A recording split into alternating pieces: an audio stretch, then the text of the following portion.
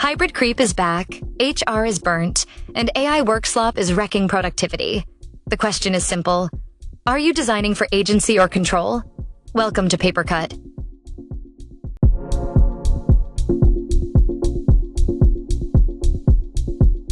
Return to office is edging up again. First it was 2 days for collaboration. Now it is 3 days for learning. Workers push back, leaders double down. Here is the truth you can say out loud. People will accept on-site time if it upgrades skill and speed, not optics. The Register reports workers conceding that some office time makes sense. The Wall Street Journal shows how failing at RTO is now a performance story, not a preference.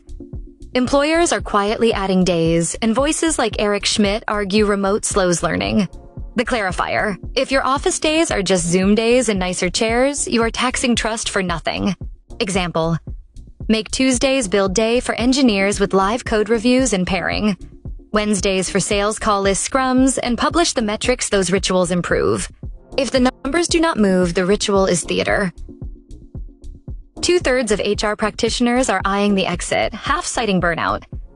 At the same time, we see more culture via events and sector data on what actually moves people. It is honest work, but it cannot compensate for structural overload. If HR is your change engine, you cannot run it on fumes. The move is a capacity reset. Cut low-value admin, automate with intent, and fund the work that creates movement. The clarifier: announce what HR will stop doing, then show how those hours translate into career pathways, manager coaching, and internal mobility. Example: retire the monthly vanity engagement survey and reinvest those hours into quarterly mobility clinics with actual role changes as the metric. Visa rules are tightening at the exact moment leaders say they need the brightest minds.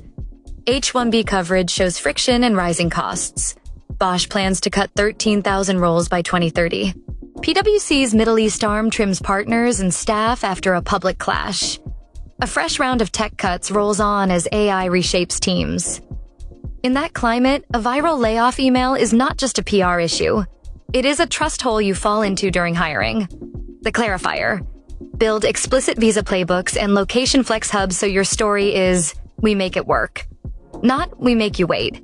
Example: pre-approve relocation paths for critical roles and publish timelines and support, then track offer to start speed as a brand metric.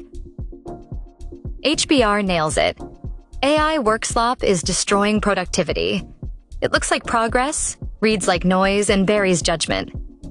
Even Microsoft's boss admits AI, misused, could wreck the company. Pair that with quiet promotions and you get the modern trust tax. More work, same pay, less clarity. The fix is a quality bar and a pay bar.